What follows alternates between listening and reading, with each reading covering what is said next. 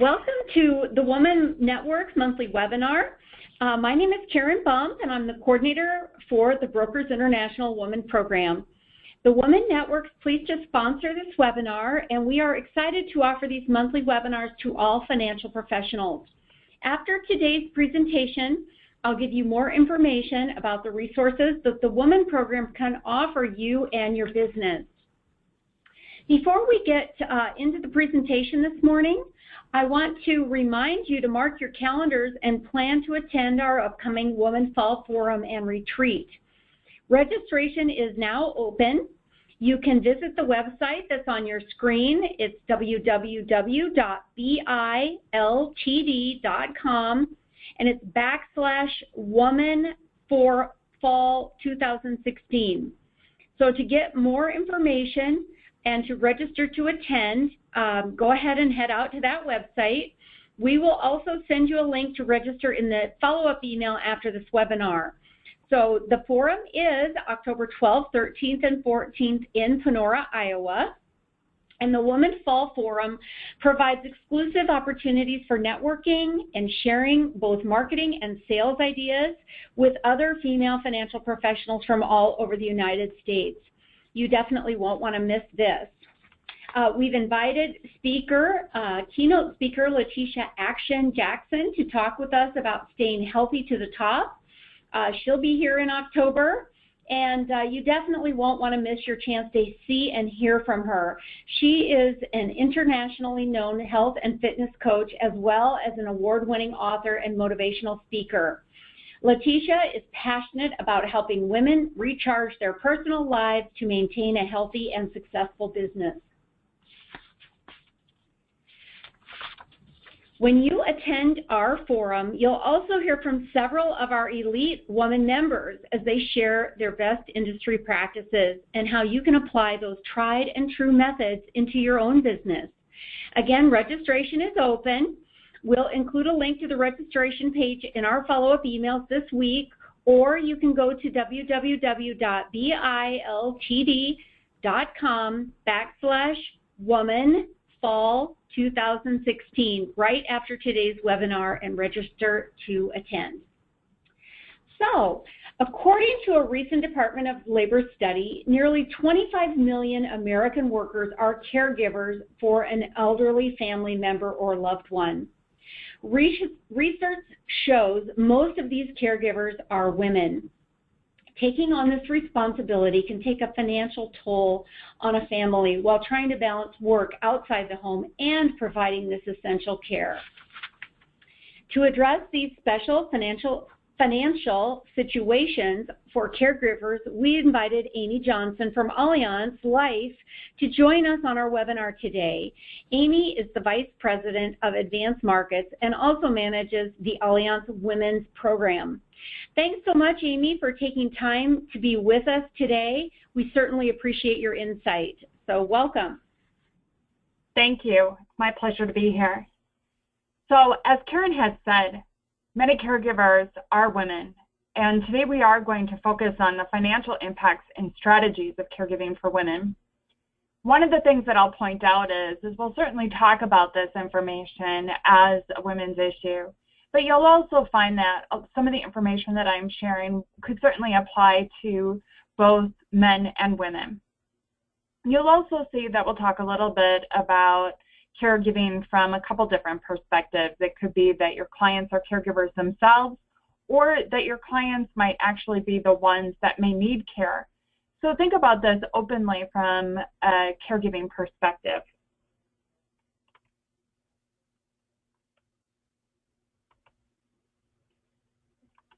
So today's average caregiver is a female, age 49, who works outside the home and does about 20 hours of caregiving, typically for her aging mother, for about 5 years. But caregiving can also include a number of other things, like raising children, caring for special needs individuals, caring for a spouse, or caring for a close friend or neighbor. Of those that are actually receiving care from a partner or a spouse, in 61% of instances, it's due to Alzheimer's or dementia.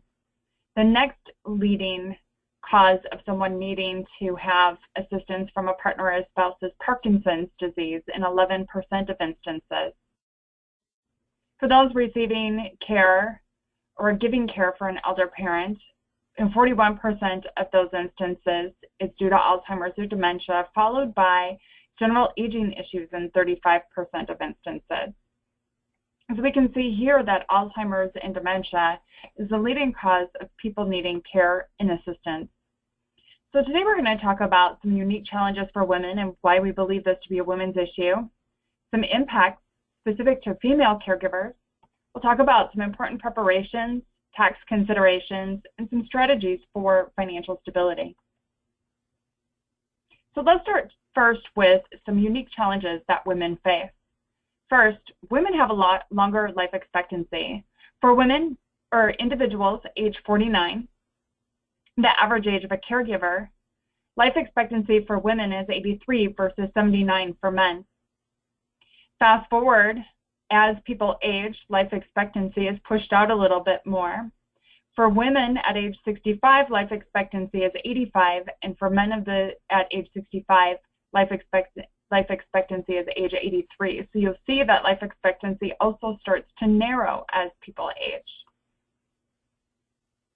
And another thing that really impacts a lot of women is the fact that the wage gap still exists. Depending upon the woman, the industry, the job she may have, in some instances, women are still making 22% less than their male counterparts. So ultimately, women are saving for a longer retirement, as we pointed out, because women live longer, but they could also ultimately be saving with less income. And when asked during a BlackRock survey if they were saving for retirement, 53% of women said they had started saving for retirement versus 65% of men. And women had ultimately managed to accumulate less as well. Their accumulated average retirement savings for women was less than half of what men had saved. You layer on top of that the fact that women are also notorious for being more conservative investors. Here you can see that 28% of women versus 45% of men are willing to take on additional risk to gain a return. And you can see that further proved by the fact that 68% of women versus 59% of men have some of their long-term savings in cash. So it's not a big surprise when asked, women said that they weren't too confident or not at all confident that they would retire comfortably. And that was 40% of women versus 33% of men. So we continue to see women being less confident when it comes to where they are at financially. And then, in addition to the other challenges that we just discussed, women actually have a higher likelihood to be caregivers and care receivers. 91% of adult child caregivers are daughters. 76% of spousal caregivers are wives.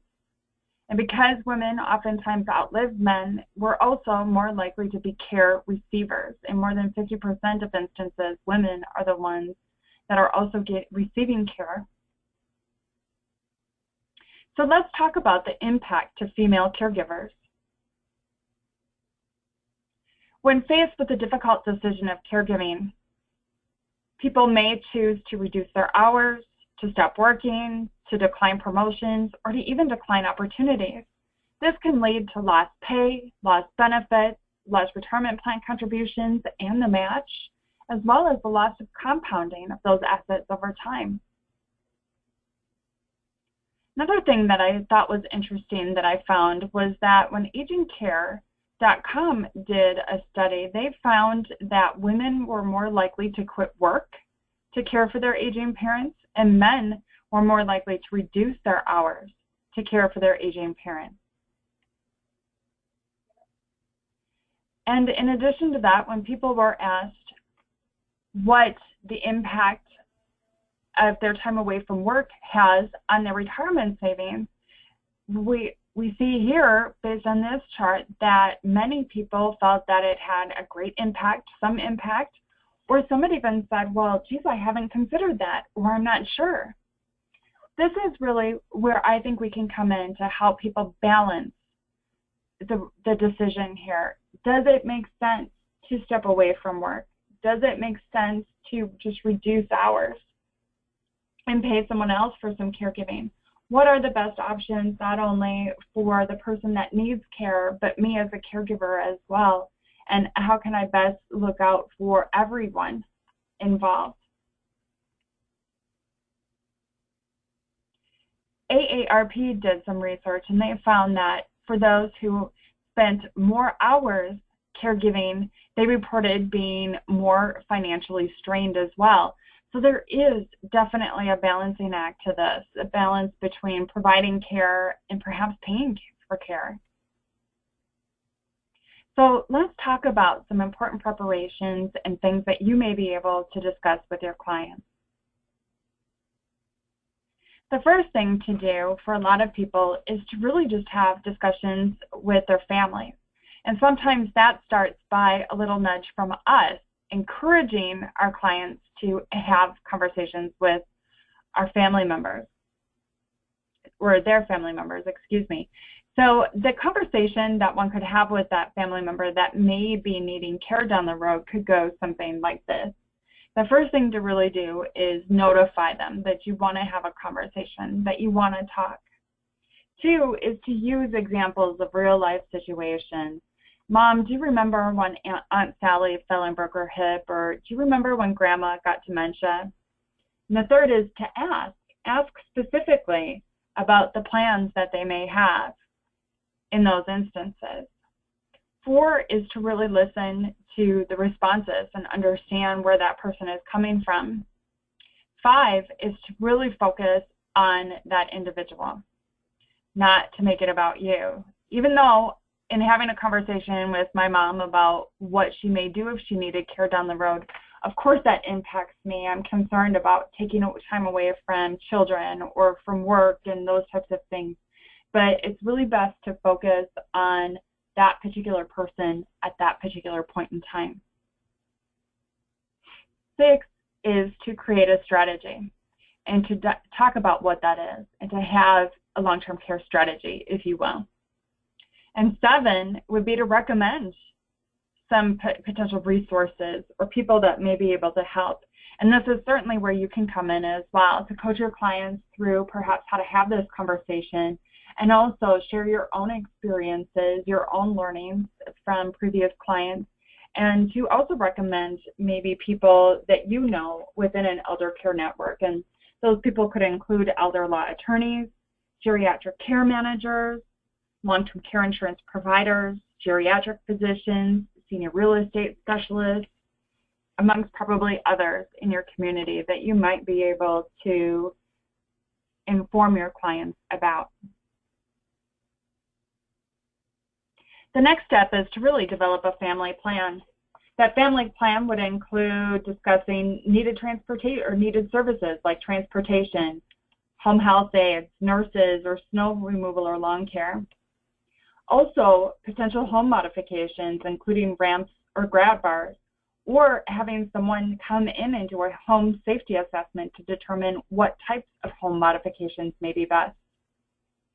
I once heard years ago when I was learning more about long-term care insurance that a lot of people were doing home safety assessments at that point in time, and the number one cause of injuries in someone's home was their area rugs.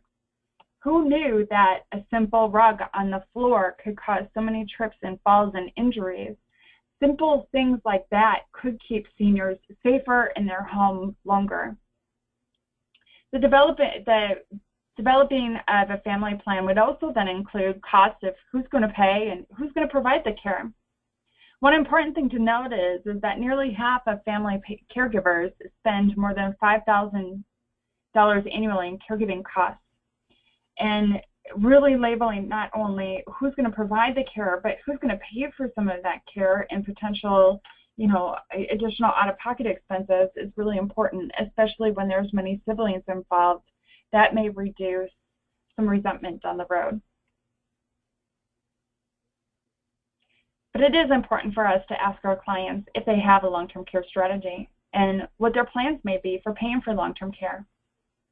That could certainly include things like self-funding, long-term care insurance, life insurance or annuities with long-term care types of riders, Medicare, family and friends, and as a last resort, potentially Medicaid.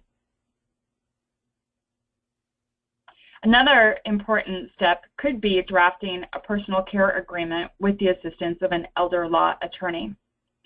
A personal care agreement basically documents specifics of one's care, including when that care were to start, a description of what that care would look like, how often the care would take place, how much would be paid for that, how long the agreement would be in place, where the services are going to be provided, if there's going to be any respite care for the caregiver, as well as any modifications would need to be done in writing in the future, and then all parties would ultimately sign it. The reason why this is done is really I see two pretty significant benefits to this. One is it's a legal document so that family members can really commit to their aspect of the plan. Another reason being is because, say my mom pays me for care, and she eventually does run out of money and later needs to apply for Medicaid. If I've had a personal care agreement in place, or she has had a personal care agreement in place and has been paying me pursuant to the care agreement, what happens then is as long as she's been paying me fair market value within the area and that type of thing, that care is ultimately viewed as payment for care rather than her gifting assets to me, which is really critical because in order for her to qualify for care, she really has to show that she spent on our assets considerably then over that period of time for the care rather than gifting the assets to me. So this personal care agreement can really help if there's a concern about someone spending on their assets and later needing Medicaid, and in the meantime they're actually paying our family member for care.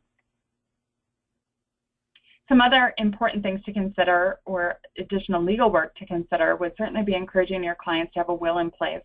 Wills are subject to probate, and they really include final instructions. They could include a personal property memorandum or a listing of where someone's personal property may want to go. This is the stuff that people fight over: grandma's wedding ring, grandpa's tools, the antique rocking chair. A lot of those personal possessions are things that people are fighting about. And having some sort of personal property memorandum, depending upon the state, can really help lay out where those specific personal possessions go. And then there can also include a pour-over provision, so anything that's not having a beneficiary designation or perhaps a specific place within the will, any additional assets can be into a trust. So let's talk about trust. Trust can ultimately detail how assets would be managed or distributed. They can designate someone to actually manage the assets if the grantor is incapacitated. They can transfer, ultimately it's really important that they transfer the assets into the trust or that the assets are owned by the trust. So that's a critical element to that. But they can also name a trustee as well as a successor trustee. Trust can also be revocable, irrevocable, living, or testamentary. With a revocable living trust, it's controlled by the grantor. It avoids probate. It may reduce contest because of that additional privacy due to the fact that it doesn't go through probate. And it can help with planning for incapacity because one can name a successor trustee to control the assets if the grantor becomes incapacitated. It's also important to have power of attorneys in place, whether it's a general power of attorney, a financial power of attorney, or a durable power of attorney. All of these are critical in really making sure that someone would be able to manage your assets either now or in the future due to incapacity. Do keep in mind, though, in the instance of a client that may need to do estate planning, that vesting clause may have to be included within the power of attorney because most of the time a power of attorney cannot gift to themselves. So if they were, say, the power of attorney for their parents and needed to do some estate planning due to taxes and those types of things, unless there's a specific gifting clause allowing them to gift to themselves, they would not be able to do that for estate planning purposes. With that said, keep in mind that a power of attorney agent really has to be selected carefully. It's shown in research that in many instances of elder financial abuse, they're perpetrated by family, friends, and caregivers.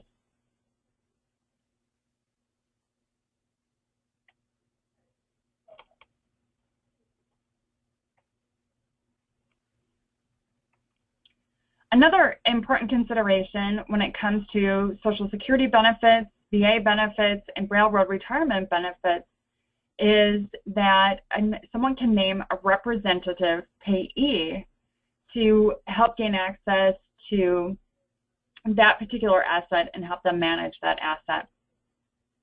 If we don't name someone to manage our assets for us in the event of incapacity through this representative payee or through a power of attorney, ultimately, if we become incapacitated, what we need to do then is our family members would ultimately have to go to the courts and request that a guardian be named to make personal decisions, things like where to live and medical decisions, and perhaps a conservator to make financial decisions like paying bills and investing the money. Now, guardians and conservators can be two different people, or they can be one and the same. It's also important to have a healthcare power of attorney and a living will. In some states, they're combined and they're called advanced directives. But a power of attorney ultimately appoints someone to make medical or treatment decisions for us. If we don't name someone, oftentimes the default is next of kin. A living will ultimately makes our life support wishes known and really does say, yes, I'd like to be intubated. No, I don't want to be fed through tubes. So all of those types of things are very specifically laid out in the living will.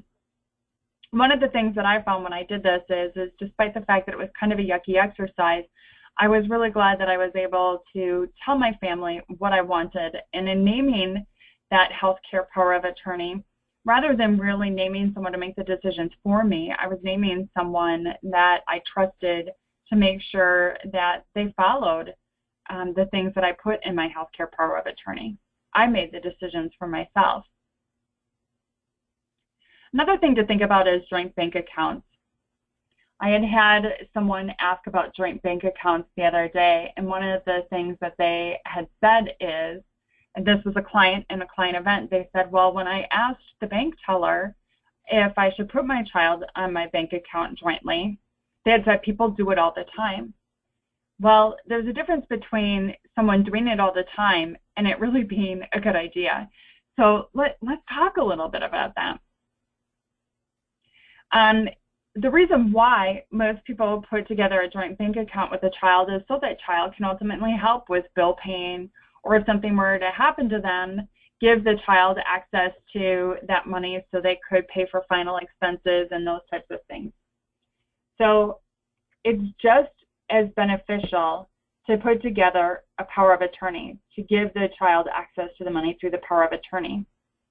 The reason being is if you just put the child jointly on the account, that could be problematic for a couple different reasons.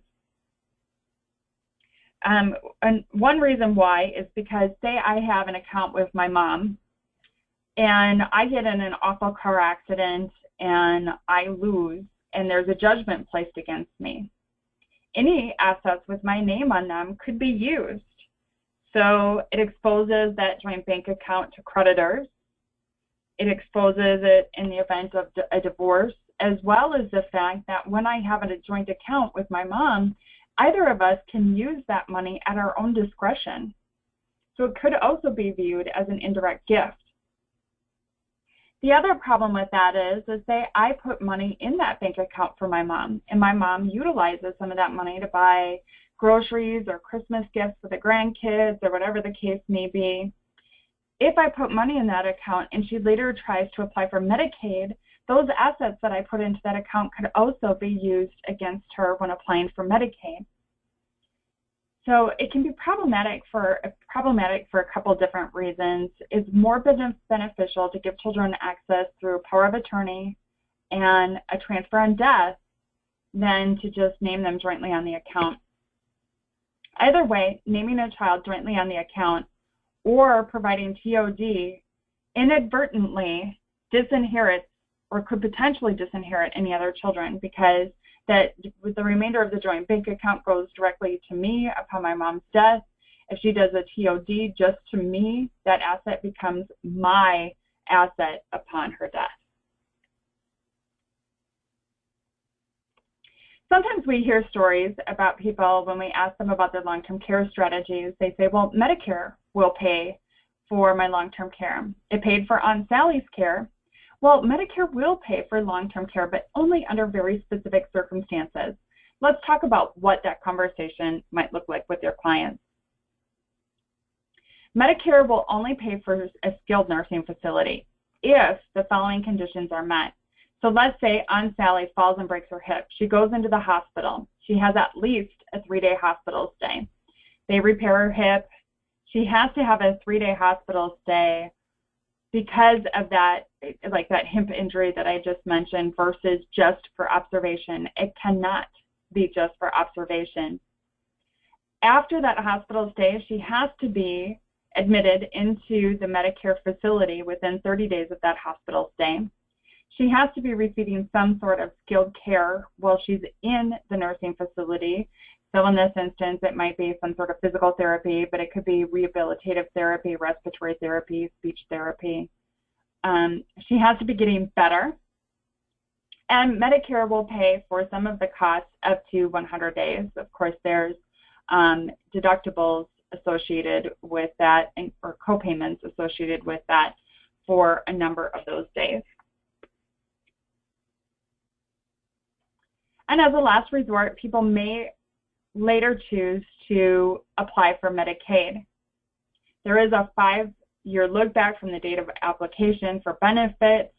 So the look back would include any gifts or transfers with some exceptions, but it really forces people to spend on their assets. Now, if they have a spouse, the spouse is allowed to keep a car, the home, a certain amount of assets. But ultimately, it really does force people to spend on really the vast majority of their assets before they're able to turn to the county or the state for care. So let's talk about some tax considerations. Despite the fact that we're not tax advisors, our clients do expect us to know and understand some about taxes. Basically, what this chart shows here is that for clients who need care and have kids that might be having lesser incomes, they're going to be more interested in being paid for care. For caregivers who have higher incomes, they're going to ultimately be more interested in the tax benefits of paying for care. So let's talk about what that might look like. Caregivers may qualify for income tax deduction if they provide more than 50% of the support for the care receiver. And when itemizing, they can deduct medical expenses for themselves, their spouse, and their dependents if it exceeds 10% of their adjusted gross income, or 7.5% if they're over the age of 65. And the person that they're caring for must be a relative or have lived with the caregiver for the entire year. They have to have a gross income of under $4,000, excluding taxable Social Security, and they must be a citizen of the U.S., Canada, or Mexico. Now, what exactly would be a deductible medical expense? Well, the first thing to do is to advise your clients to start documenting everything right away, whether it's medical fees, testing fees, certainly long-term care facility expenses, cost of drugs, even mileage to and from the doctor's office. For a complete listing of anything that may be tax deductible, go to the IRS Pub 502 for a full listing. There's an alphabetical listing. It's pretty extensive, but if you look right under the medical case, on this slide here. It's IRS publication 502 for a complete listing. A taxpayer may also be eligible for a child or dependent care credit if the care receiver is a dependent. The taxpayer has to have an earned income. The care recipient has to be unable to take care of themselves. They have to have lived with the taxpayer for more than half the year. They also have to meet certain income guidelines. So there are some specifics there, but if that care recipient is the taxpayer's dependent, they could also apply for the dependent care credit.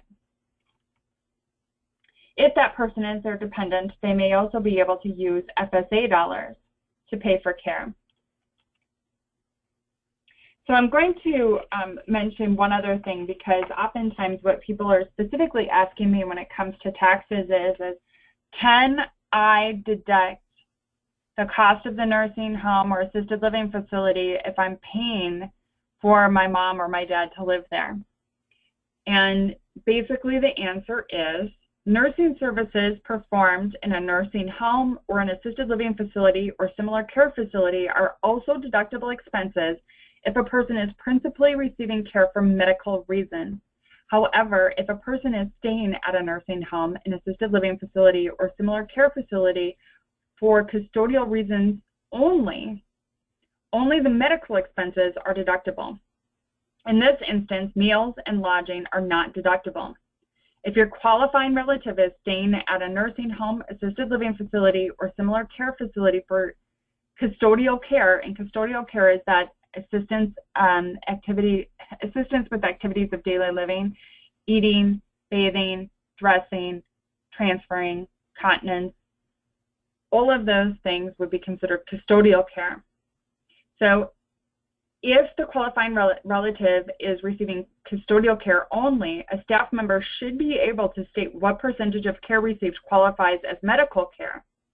Similarly, nursing services performed at home are deductible expenses. If the patient is critically ill, certain maintenance and personal care services are also deductible. So the answer is yes. If you're paying for your parents to stay in a care facility, some or potentially all of that cost could be tax deductible. So definitely something to view within that IRS Pub 502 and to consult with a tax professional about how to track that and what would need to be reported at the end of the year.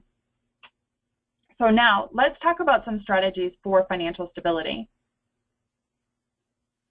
The first thing is to help caregivers develop a financial strategy for retirement. Say they quit their job, they're getting paid to care for mom. They could set up their own small business, whether it's a solely owned business or an S-Corp. They could ultimately set up a SEP and make contributions based on their salary that they draw from the company. Another option would be a traditional IRA, whether it's deductible or non-deductible. Depending upon their age, they can also make contributions. If they have a working spouse, the spouse could make a spousal IRA contribution on their behalf. And one could also use annuities as a way to create their own retirement income, stable, dependable, reliable retirement income. It's also important for caregivers to look at the type of insurance that they have. Did they leave their job and lose their health insurance, and looking at options for that, or disability, long-term care insurance, as well as life insurance, or even insurance contracts like life or annuities with long-term care riders. Some other considerations may be looking at someone's emergency fund and making sure that that's adequate. And ultimately, the real important part, I believe, for us is to help people balance out what it may look like to quit work versus paying someone else to provide care. Because quitting our jobs doesn't only mean we have lost income. We could have lost auxiliary benefits as well, things like vacation time, medical, disability, retirement benefits, contributions to Social Security. we could have a loss of unvested retirement plan contributions, as well as the compounding on those returns and investments. So here I've also listed some valuable resources for you to refer to. The first is to consult with tax professionals, especially when we're looking at what's tax deductible and what's not and how to track that. I've also included a link here or a bullet on where to find an elder care attorney or an elder law attorney in your area. 5 Wishes is a good resource for a living will. This allows people to download a simple document applicable to their state and draft a legal will, living will. In most states, these hold up. There are a handful of states that do not take them. I've also provided a couple just different resources for finding care providers, including eldercare.gov and aplaceformom.com, as well as some other information to learn more on elder financial fraud and abuse.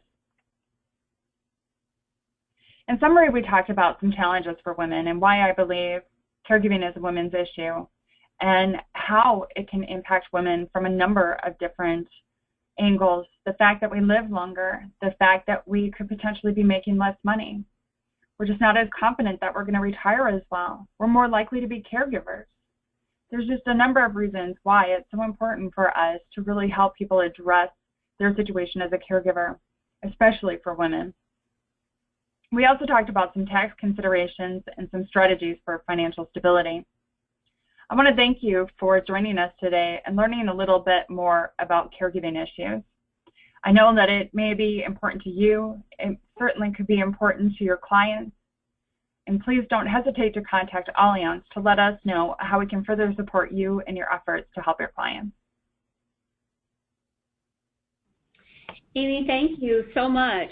This is definitely information that is relevant to many, many people, and just kind of touching on some of the aspects of caregiving, I think is impactful. So we really appreciate it, and I know that it will be a benefit to those that are listening today, so thank you. My pleasure. If there are questions that you have today, you can certainly jot those in on the computer, and we can I can find out those answers or get with Amy, and we can try to help with that too. So just keep that in mind. So thanks again, Amy. My pleasure. You're welcome. And as I promised at the beginning of our webinar, I do have some more details about our Woman Program and how you can get involved. The Woman Program was formed in 2003 and is committed to helping professional women build their business and address the specific concerns experienced by female financial service producers. So I would love to have you take part in our Women Program. Women members have exclusive access to our forums, and these are held twice each year, once in the spring and once in the fall. And at the forums, our women members will network with their peers. This way, you can connect with and learn from other women who are out in the field doing what you do. And you can also learn from thought leaders in our industry. We bring in dynamic speakers, we mix in breakout sessions, as well as open mic and producer panel discussions. The forums are for women only, so the atmosphere is completely different. This format encourages sharing, interaction, and discussion. And you'll also hear about the innovative tools, resources, and strong business results from other successful women across the country. We provide awards for professional accomplishments. Each fall, we give out these awards to our top producers, and we're really proud of the accomplishments of our women members, and we want them to be recognized for their hard work in our industry. And these are just a few comments we've heard from the women members after they've attended. No matter where you are in your career now or what aspirations you may have for the future, the Woman Program has something to offer you and your business. So I'm hoping that you are available in October to join us. You can definitely experience more on our website. at www.biltd.com/woman, WOMAN. And we have more information and resources about the Woman Program, along with a registration form to become a member. You can view our library of on-demand Woman webinar recordings and access details about our upcoming events. And the events for the Fall Forum will be out there. Registration is available October 12th through the 14th. Again, remember, don't forget about that. Don't miss out. I would love to see you in October. And hopefully I've answered many of your questions and given you some insight into our Woman Program. Remember, there's no cost to be a part of our Woman Program. It's just another valuable program that Brokers International provides to our agents.